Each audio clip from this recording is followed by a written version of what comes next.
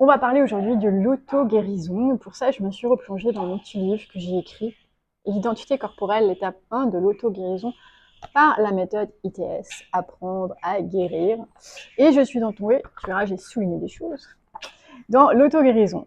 Et est-ce que tu savais que l'auto-guérison, c'était un phénomène naturel du corps? C'est-à-dire que parfois ça a l'air un peu, c'est présenté un peu magique, un peu ésotérique, ou par la volonté de l'esprit, je peux guérir. Et ce qui peut aussi amener du coup de la culpabilité, de la pression, parce que si je ne suis pas capable de le faire, j'ai un problème. Et en fait, l'auto-guérison, c'est quelque chose de naturel. Alors, je t'explique ce que j'avais écrit.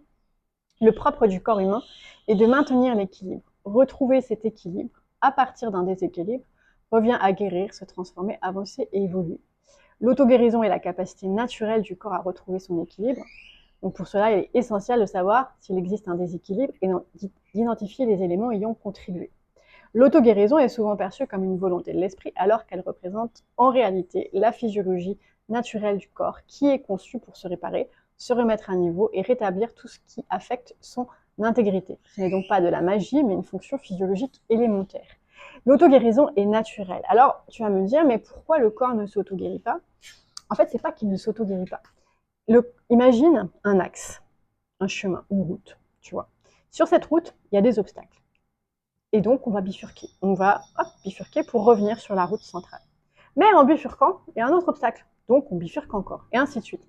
Et à un moment donné, il fait qu'on peut se retrouver très très loin de l'axe central en ayant pris plein de chemins de bifurcation. Mais à chaque fois, comme objectif, revenir sur l'autoroute centrale.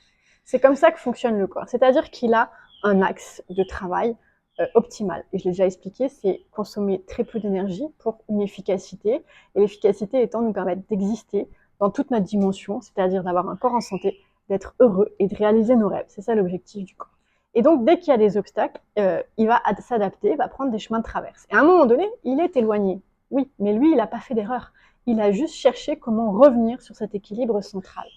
Et ce qu'il faut savoir, c'est que pour se ramener à l'équilibre, il va pouvoir prendre différents chemins et à un moment donné, il va y revenir. C'est ce que j'appelle le mouvement dans le corps et c'est ce mouvement d'alternance d'équilibre, déséquilibre qui finalement à un moment donné nous ramène ici.